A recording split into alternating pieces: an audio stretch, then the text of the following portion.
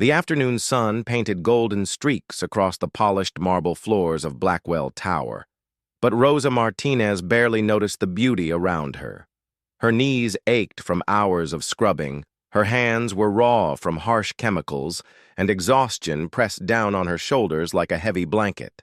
She pushed her cleaning cart down the executive hallway, moving with the quiet efficiency of someone who had learned to make herself invisible. Behind her, little Sophia sat cross-legged on the floor near the supply closet, coloring in a worn notebook. The child hummed softly to herself, creating colorful drawings of flowers and butterflies, oblivious to the weight her mother carried every single day. Rosa glanced back at her daughter and felt her heart squeeze. Sophia should have been in school, playing with friends, living the carefree life of a 6-year-old. Instead, she spent most afternoons in corporate hallways because Rosa had no one else to watch her. 3 years had passed since the factory accident that took her husband Miguel. 3 years of working double shifts, of surviving on hope and determination, of watching her daughter grow up too fast in the shadows of wealth that would never be theirs. But Rosa never complained. She scrubbed floors with dignity, held her head high, and taught Sophia that hard work was honorable no matter what form it took. The elevator chimed, and Rosa's stomach tightened. She recognized the expensive cologne before she saw him. Victor Blackwell strode out of the elevator with 3 business associates, all wearing suits that cost more than Rosa made in 6 months. Their laughter echoed through the hallway, loud and careless, the sound of men who had never known struggle. Victor stopped abruptly when he saw Rosa still working. His expression shifted from amusement to irritation in an instant. His steel-gray eyes narrowed as he checked his diamond-encrusted watch with exaggerated impatience. "Are you serious right now?" Victor snapped, his voice cutting through the peaceful silence. "I specifically told you this entire floor needed to be spotless by 3 o'clock. It's almost 5. Rosa straightened, wiping her forehead with the back of her hand. "I apologize, Mr. Blackwell. I started on the lower floors first like you instructed yesterday. I was just finishing this section now." "I don't care about your excuses," Victor interrupted, his voice rising. His associates shifted uncomfortably, but none of them spoke up. "Do you have any idea who I'm meeting with tonight? The mayor is coming. The city council. Important people who expect perfection." "I understand, sir," Rosa said quietly, her voice steady despite the trembling in her hands. "I'll work faster. I can stay late if needed." Victor took a step closer, invading her personal space. Rosa could smell the whiskey on his breath. "You'll stay as long as I tell you to stay. You're lucky to even have this job. Do you know how many people would kill to work in this building?" Sophia looked up from her coloring, her big brown eyes filling with concern. She started to stand, but Rosa subtly shook her head, silently telling her daughter to stay put. The last thing she wanted was to draw Victor's attention to her child, but it was too late. Victor's gaze shifted to Sophia, and his expression twisted with disgust. "Is that your kid? You brought a child into my building during business hours?" "She's very quiet, sir," Rosa said quickly, stepping between Victor and her daughter. "She doesn't disturb anyone.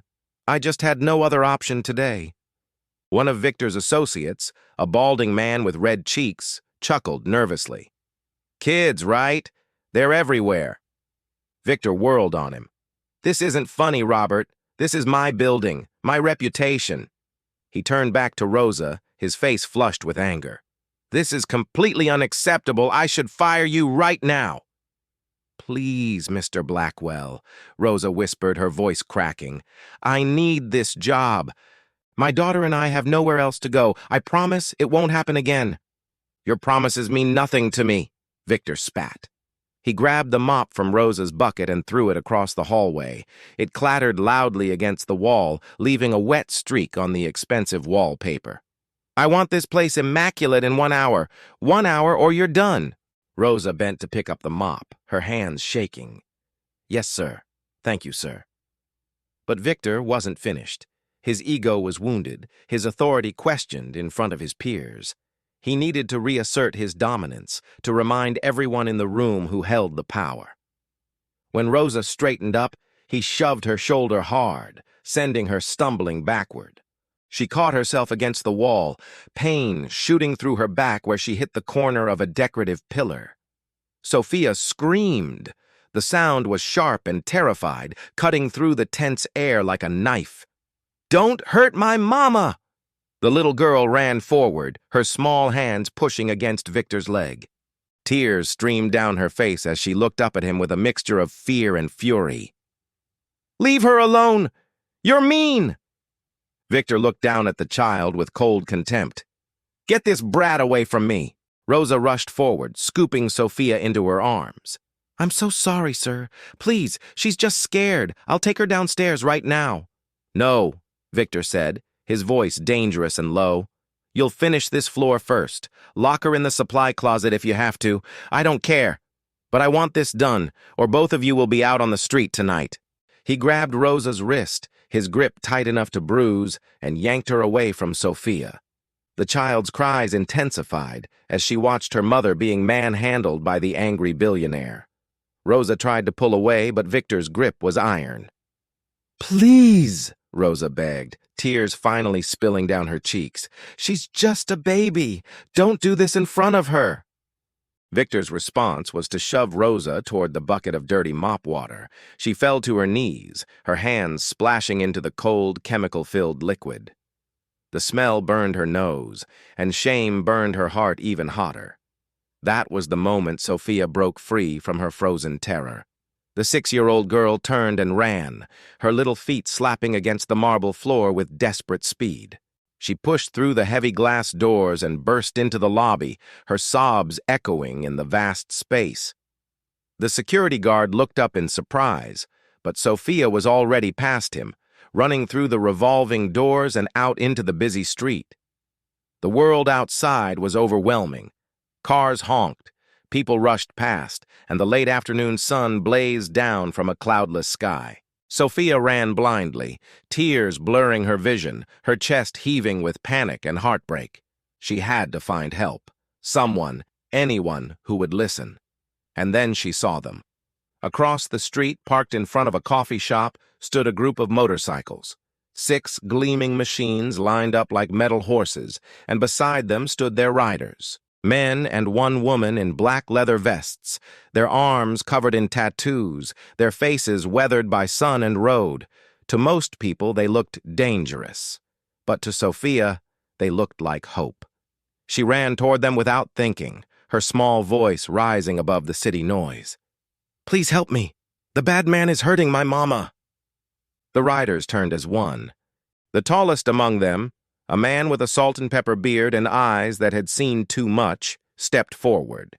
James Morrison, known to everyone as Hawk, leader of the Iron Brotherhood, knelt down as the crying child reached them. "Whoa, slow down, little one," Hawk said, his deep voice surprisingly gentle. "What's wrong? Where's your mama?" Sophia pointed back at Blackwell Tower, her whole body shaking. "In there! The billionaire man is hurting her. He pushed her down. Please, you have to help her." A woman with short black hair and intense eyes stepped forward. Nina Chen, the club's mechanic and fiercest protector of the vulnerable, put a hand on Sophia's shoulder. "What's your name, sweetheart?" Sophia. Sophia Martinez." Tommy Sullivan, a mountain of a man with gentle eyes despite his intimidating size, exchanged glances with Hawk. "What do you think, boss?" Hawk stood slowly, his jaw set with determination. He looked at the tower, then back at the terrified child. In his years on the road, he had seen injustice in many forms, but the cry of a child begging for help was something he could never ignore. "Nina, stay with her," Hawk ordered. "Bear, you're with me. We're going to have a conversation with this billionaire." The engines roared to life, the sound rumbling through the street like thunder before a storm. As Hawk and Bear mounted their bikes, Sophia watched with wide eyes filled with desperate hope. For the first time since her mother fell to the floor, she felt like maybe, just maybe, Everything would be okay. Inside Blackwell Tower, Rosa was still on her knees, scrubbing the floor with trembling hands while Victor stood over her, his ego satisfied by her humiliation. He had no idea that justice was about to arrive on two wheels, or that his world of unchecked power was about to collide with something he had never encountered before. Men who lived by a code that valued honor over money and who would never stand by while a woman and child suffered. The sound of motorcycles pulling up outside barely registered with Victor. But when the glass doors burst open and two leather-clad riders strode into his pristine lobby, their boots echoing with purpose, he finally looked up. And for the first time in his privileged life, Victor Blackwell felt something he had never experienced before. Fear. The lobby of Blackwell Tower had never known such tension. The polished marble floors, the crystal chandeliers, the carefully curated modern art on the walls, all of it seemed to fade into insignificance as Hawk and Bear strode through the space with undeniable purpose. Their leather boots echoed with each step, a rhythmic countdown to confrontation. Victor Blackwell stood frozen near the elevator, his three business associates clustered behind him like nervous sheep. The billionaire's face shifted from confusion to indignation as he watched the two riders approach. His hand instinctively moved toward his phone, but something in Hawk's steady gaze made him hesitate.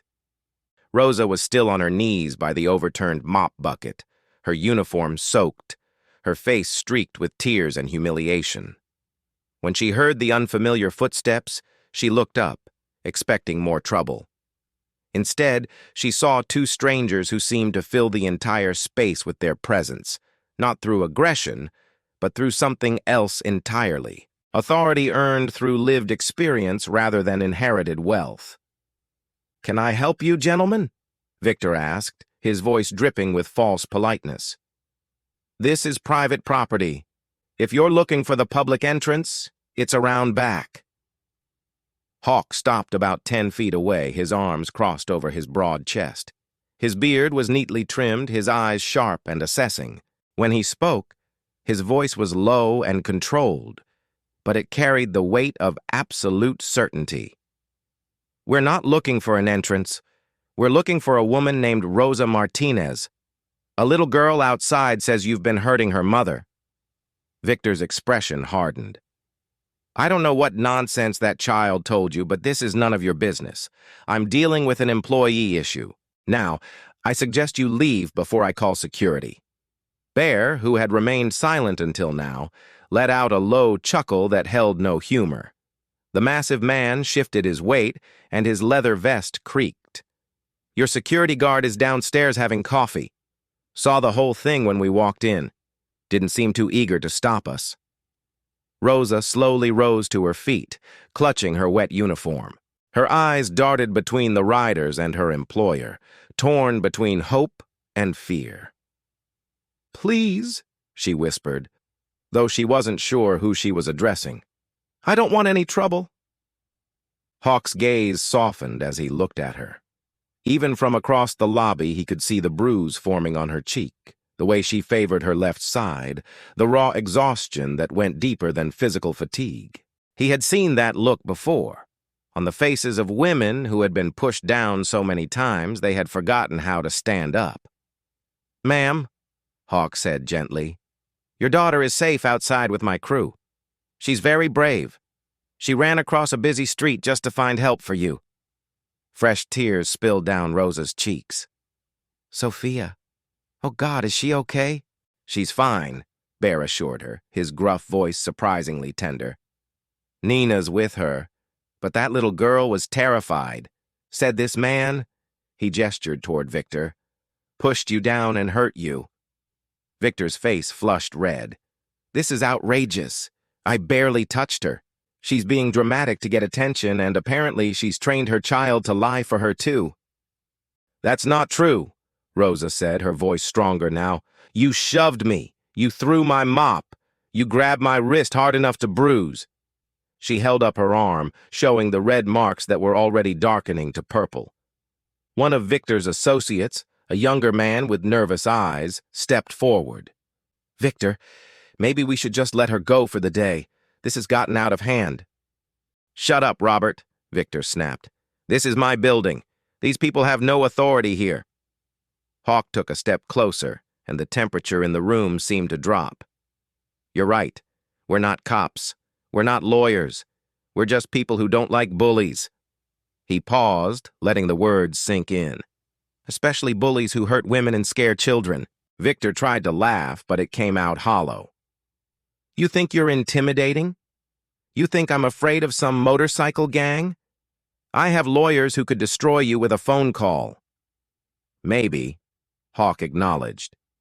"But before you make that call, you should know that your little girl outside is crying her heart out. And there's a crowd gathering, people with phones, recording everything. Funny how fast things spread on the internet these days."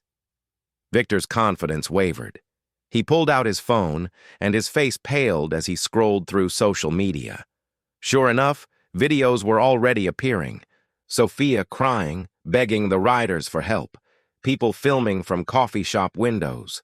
Captions like, "Billionaire's cruelty exposed," and "Child begs bikers to save mother from abusive boss."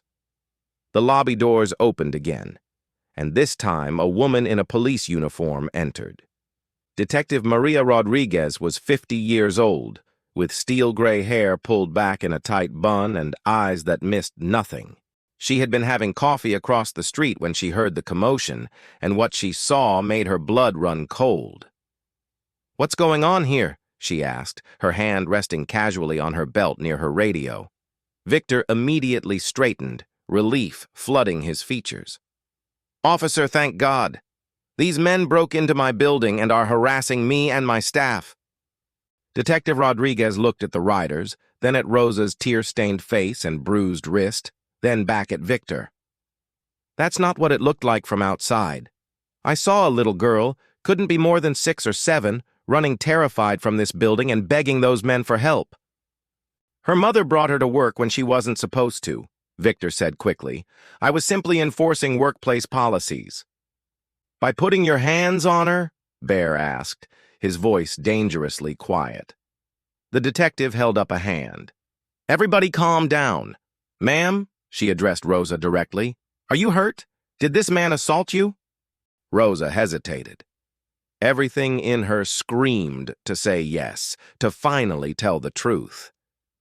But fear held her tongue. Fear of losing her job, of being homeless, of not being able to feed Sophia. She had survived this long by staying quiet. But then she thought of her daughter outside crying and scared. She thought of all the times Sophia had asked why Mama came home with bruises, why she flinched when men raised their voices, why they had to live in a tiny apartment with peeling paint and broken heating. And she thought of Miguel, her late husband, who had always told her that dignity was more valuable than any paycheck. "Yes," Rosa said, her voice shaking but clear. "He pushed me. He grabbed me. He's been treating me like this for months, threatening to fire me if I complained, making me work impossible hours. Today he hurt me in front of my daughter." Victor's face turned crimson. "That's a lie. I've been nothing but generous to this woman. I even let her bring her child to work when she had no childcare. After making her work 14-hour shifts," Rosa countered, strength growing in her voice. "After calling me incompetent in front of guests. After telling me I was lucky to scrub your floors." Detective Rodriguez pulled out her notepad.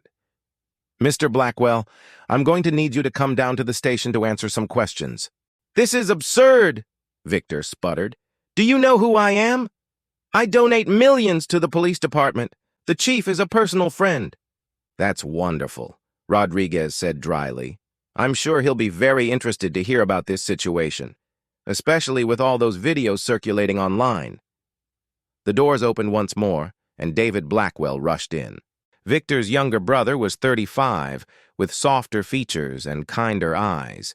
He had heard about the commotion from an employee and came immediately, his stomach sinking with dread. "Victor, what did you do?" David asked, taking in the scene. "Stay out of this, David," Victor warned, but David ignored him, walking directly to Rosa. "Mrs. Martinez, I'm so sorry. Are you all right?" Rosa blinked in surprise. She had seen David around the building but had never spoken to him directly. He had always seemed different from his brother, quieter, more thoughtful. "I've been better," she admitted. David turned to his brother, disappointment etched across his face. "This is exactly what I warned you about. The way you treat people, the way you think your money makes you untouchable." "Don't you dare lecture me," Victor hissed. "I built this company. I made this family name mean something." "You're destroying it," David shot back. "And you're destroying innocent people in the process." An elderly woman in an elegant pantsuit emerged from the elevator, her white hair perfectly styled, her posture regal despite her age. Mrs. Patricia Walsh was a longtime resident of the luxury apartments on the upper floors, and she had witnessed more than she had ever intended to. "I saw everything," Mrs. Walsh announced, her voice carrying authority. "I was waiting for the elevator when it happened. Mr. Blackwell did indeed push Mrs. Martinez. He was verbally abusive and physically threatening. I would be happy to provide a statement." Victor stared at her in disbelief. "Mrs. Walsh, you don't understand the full context." "I understand enough," she replied coolly. "I've lived in this building for 12 years. I've watched you terrorize your staff. I've heard you screaming at people through these thin walls. I've seen good people quit in tears. I kept silent because I'm old and tired, but when a child gets hurt, that's where I draw the line." Detective Rodriguez looked at Hawk and Bear. "You two should probably wait outside while I take statements.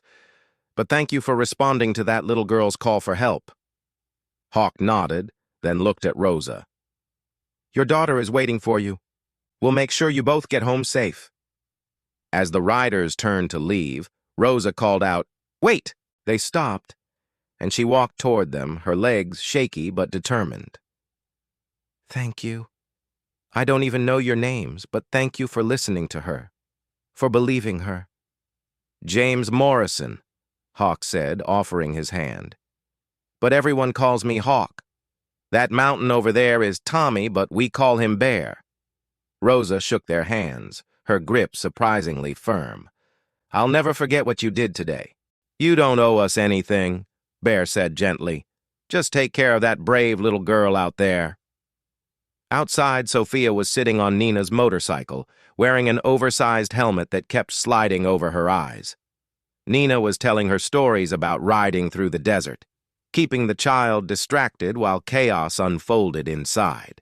When the doors opened and Rosa emerged, Sophia's face lit up like sunrise. "Mama!" she screamed, scrambling off the bike and running toward her mother. Rosa caught her daughter in her arms, holding her so tight it almost hurt. She buried her face in Sophia's dark hair and sobbed, releasing all the fear and pain and relief in great shaking waves. "I'm okay, baby," Rosa whispered. "I'm okay. And you were so brave, so incredibly brave." "The nice people helped," Sophia said, looking at the riders with adoration. "They're like superheroes, Mama." Nina crouched down beside them, her tough exterior cracking to reveal genuine warmth. "Your mama is the superhero, sweetheart. She just needed a little backup today." Over the next hour, Detective Rodriguez took statements from everyone. Mrs. Walsh provided detailed accounts of months of abuse. David Blackwell admitted he had heard rumors but had been too cowardly to confront his brother. Two other building employees, encouraged by Rosa's bravery, came forward with their own stories of mistreatment. Victor stood alone near his luxury car, his phone pressed to his ear as he tried desperately to call in favors to make this scandal disappear. But the internet was faster than his lawyers, and public opinion was a tidal wave he could not control. As the sun began to set, casting long shadows across the city street, Rosa sat on the curb with Sophia in her lap. The riders gathered around them, forming a protective circle. Not intimidating, just present. Just there. "What happens now?" Rosa asked quietly. "Now you press charges," Detective Rodriguez said, walking over with her completed paperwork. "And you file a lawsuit if you want. But regardless, you're safe. He can't touch you anymore." "I don't have money for lawyers," Rosa admitted. David Blackwell stepped forward, his expression resolute. "You do now. I'll cover all legal fees. It's the least I can do. I should have stopped him years ago." Rosa looked up at him, tears streaming down her face. "Why would you do that?" "Because it's right," David said simply, "and because my brother needs to learn that actions have consequences." As darkness fell and streetlights flickered to life, the Iron Brotherhood prepared to ride. But before they left, Hawk knelt beside Sophia one more time. "You did good today, kid. Real good." Sophia smiled, then reached into her pocket and pulled out a crumpled drawing. It showed stick figures on motorcycles, a woman and a little girl holding hands, and a bright sun overhead. "This is for you," she said shyly, "to remember us." Hawk took the drawing carefully, as if it were made of glass. His eyes grew suspiciously bright, and he cleared his throat roughly. "I'll treasure this. Promise." He folded it with care and tucked it inside his vest, right over his heart. As the motorcycles roared to life and the riders disappeared into the night, Rosa held her daughter close and watched them go. She had come to work that morning as a victim, invisible and voiceless.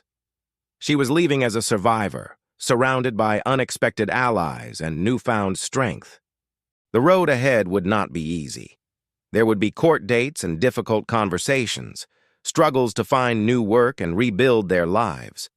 But for the first time in years, Rosa felt something she had almost forgotten existed. Hope. The morning sun filtered through the tall windows of the county courthouse, casting geometric patterns across the polished wooden floors. Rosa Martinez sat on a bench outside courtroom 4B, her hands folded neatly in her lap, her posture straight despite the nervous trembling in her legs. She wore a simple navy blue dress that Nina had helped her pick out from a thrift store, and her dark hair was pulled back in a modest bun. Beside her, Sophia colored quietly in a new sketchbook that Bear had brought her the week before, completely filling the pages with drawings of motorcycles and flowers. 3 weeks had passed since that terrible afternoon at Blackwell Tower. 3 weeks that had transformed Rosa's entire world in ways she was still struggling to comprehend. The videos from that day had gone viral, sparking conversations about workplace abuse, power dynamics, and the treatment of service workers across the country. News outlets had picked up the story, framing it as a modern David versus Goliath tale, with the unexpected twist of motorcycle riders as guardian angels. Detective Rodriguez approached, her uniform crisp and professional. She had become a steady presence in Rosa's life over the past weeks, guiding her through the complicated process of filing charges and preparing for this moment. "How are you holding up?" the detective asked, settling onto the bench beside them. Rosa managed a small smile. "Terrified, if I'm being honest. I keep thinking about what his lawyers will say, how they'll try to make me look bad."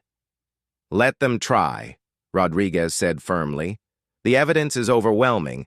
We have witness statements, medical documentation of your injuries, employment records showing the excessive hours, and most importantly, we have the truth."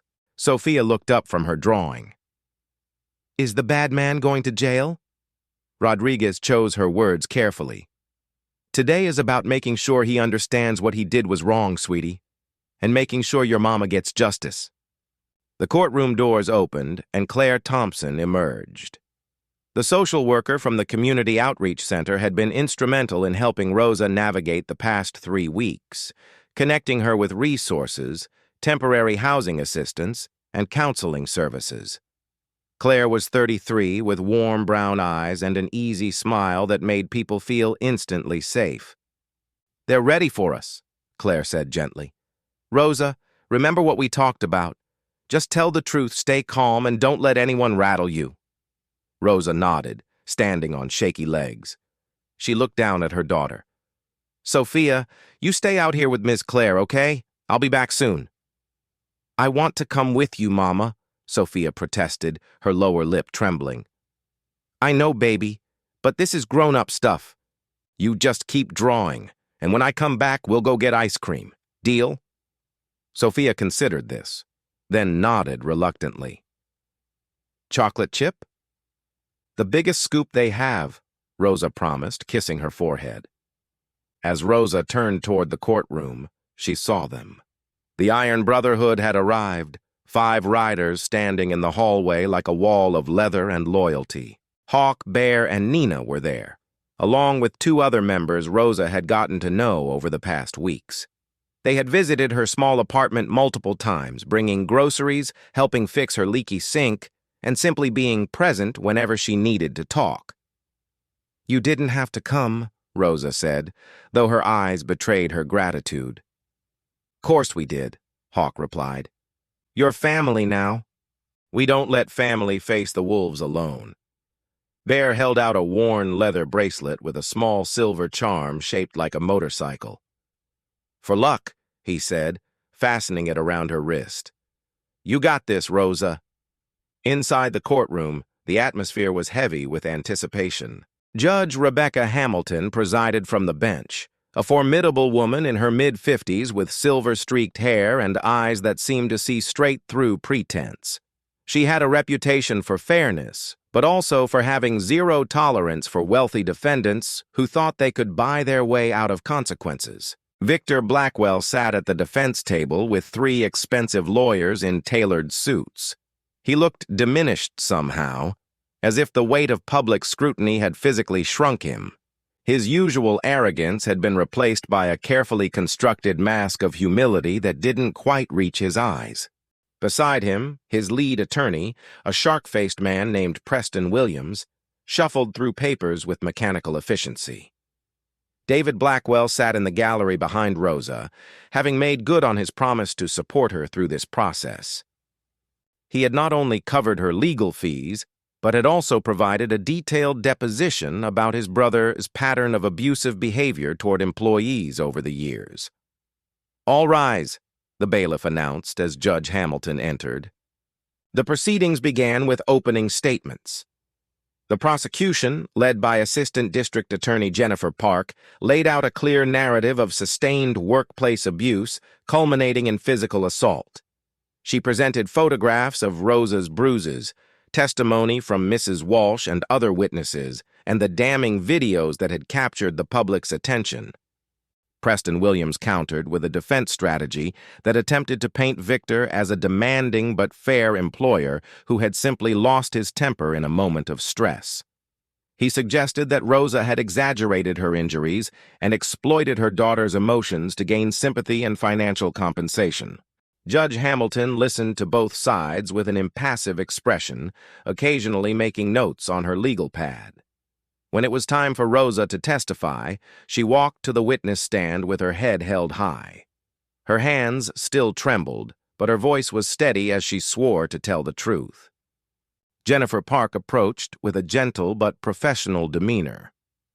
Mrs. Martinez, can you describe your typical work schedule at Blackwell Tower? Rosa took a breath. I worked 6 days a week, usually from 6 in the morning until 8 or 9 at night. Sometimes later, if Mr. Blackwell had events. I was responsible for cleaning all 30 floors, including the executive suites and private offices. Did you ever refuse to work these hours? No, ma'am. I couldn't. Mr. Blackwell made it clear that if I complained or didn't meet his standards, I would be fired, and I needed that job.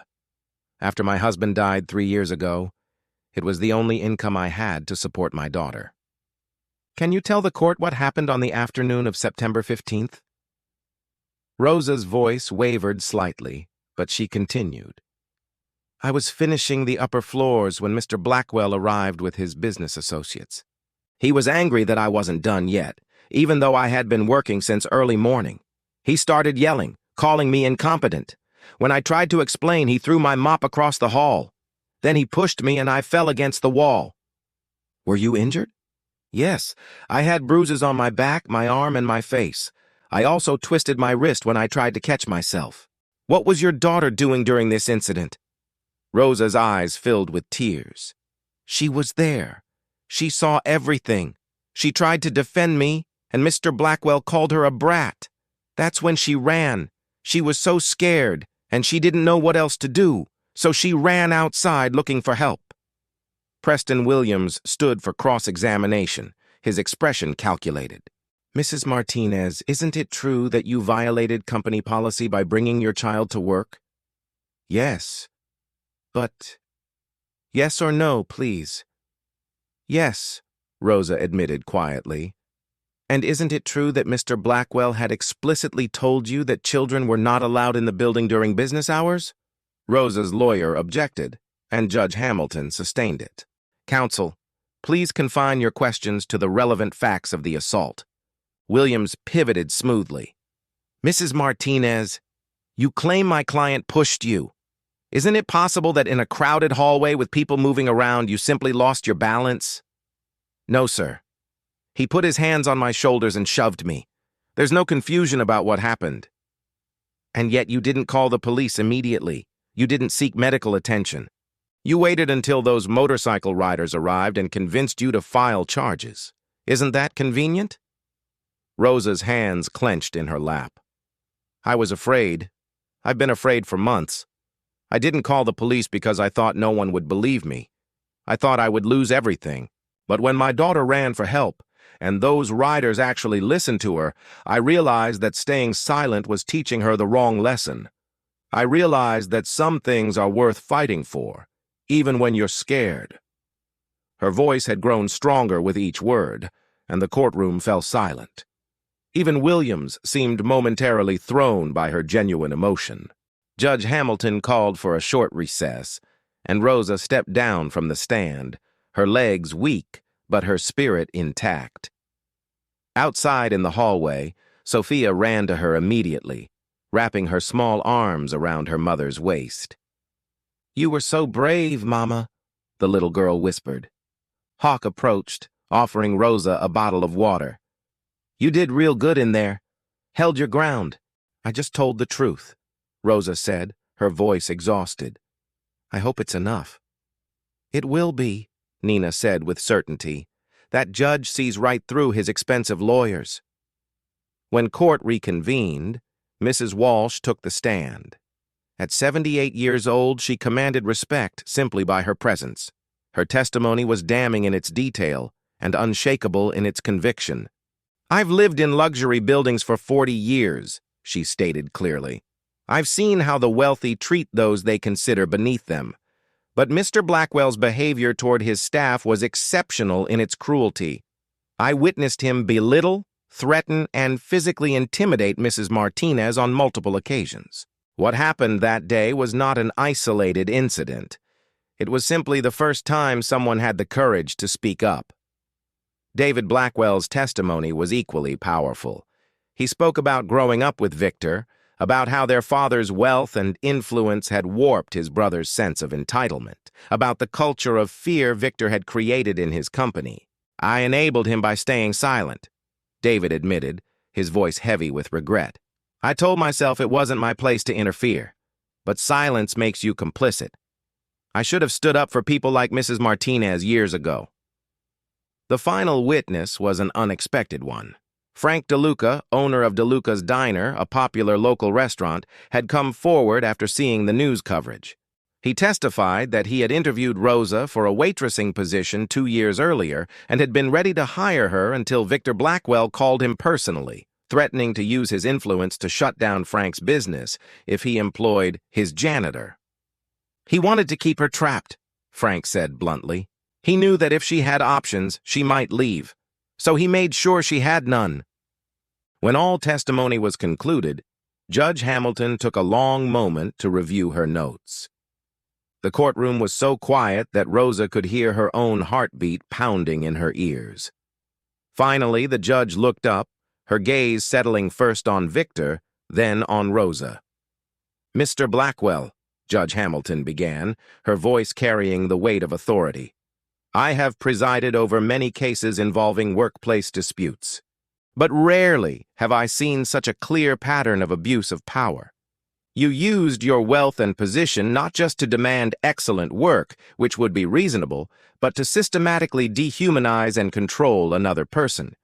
You created an environment of fear and intimidation. And when that person's child witnessed your violence, she had to run into the street and beg strangers for help because she knew no one in your building would protect her mother.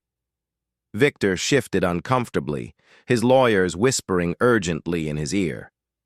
The evidence presented is overwhelming, the judge continued.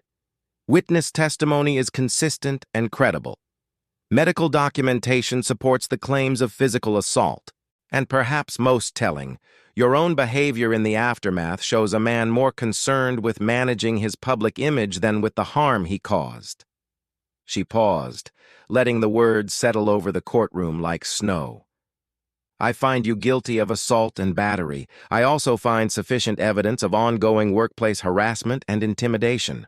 I am ordering you to pay restitution to Mrs. Martinez in the amount of $200,000 for lost wages, medical expenses, and emotional distress. Additionally, you will perform 500 hours of community service at a local shelter or community center where perhaps you will learn to see the humanity in people you've spent your life looking down upon. A collective gasp rippled through the courtroom. Victor's face drained of color. Furthermore, Judge Hamilton continued, I am issuing a restraining order. You are to have no contact with Mrs. Martinez or her daughter. If you violate this order, you will face jail time. Do you understand? Victor's lawyer answered for him. Yes, Your Honor. Mrs. Martinez, the judge said, her tone softening slightly, I want you to know that what you did took tremendous courage. You broke a cycle of abuse, and in doing so, you've given other victims the strength to come forward. I hope you use this opportunity to build a better life for yourself and your daughter. Rosa stood, tears streaming down her face. Thank you, Your Honor. Thank you so much. As the courtroom emptied, Rosa was surrounded by people offering congratulations and support. The riders formed a protective circle around her and Sophia, shielding them from the reporters crowding the hallway outside. Frank DeLuca pushed through the crowd, his round face beaming. Mrs. Martinez, I meant what I said on the stand. That job offer is still open if you want it. Full-time, benefits, and I promise you'll never work more than 8 hours a day. Rosa laughed through her tears. When can I start? How about Monday? I'll be there. David Blackwell approached hesitantly. Rosa, I know an apology doesn't change what happened, but I truly am sorry. If there's anything else I can do to help you get back on your feet, please let me know. Rosa studied him for a moment, then nodded. Thank you, David, for everything, for standing up when it mattered. Outside the courthouse, the autumn air was crisp and clean. Sophia held her mother's hand, skipping slightly, her earlier anxiety replaced by relief and joy. We did it, Mama, she said proudly. We won. We did, baby, Rosa agreed, squeezing her daughter's hand. We really did. Hawk walked beside them, his motorcycle helmet tucked under one arm. So, about that ice cream. I want 3 scoops, Sophia declared. 3 scoops it is, Bear agreed with a grin. They walked together toward the row of motorcycles parked along the street, this unlikely family bound not by blood, but by a shared moment of courage and compassion.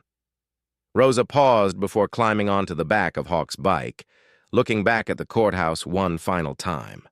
For years, she had felt powerless, invisible, trapped in a life that offered no escape. But standing here now, with her daughter safe beside her and friends who had fought for her when she couldn't fight for herself, Rosa realized something profound.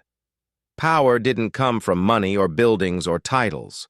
Real power came from standing up, speaking truth, and refusing to let fear win. It came from a little girl brave enough to ask for help, from strangers compassionate enough to answer, and from a community willing to say that justice mattered more than wealth. As the motorcycles roared to life and they rode toward the ice cream shop, Sophia's laughter carried on the wind. And for the first time in 3 long years, Rosa Martinez allowed herself to believe in something she thought she had lost forever. Tomorrow. The sun set over the city, painting the sky in shades of orange and gold, as a janitor who had been broken became a woman who had been reborn. And in a small diner across town, Frank DeLuca put up a help-wanted sign, already knowing it wouldn't be needed. Some stories end in courtrooms. But the best ones begin there, opening doors to futures that once seemed impossible, proving that even in the darkest moments, humanity still knows how to shine.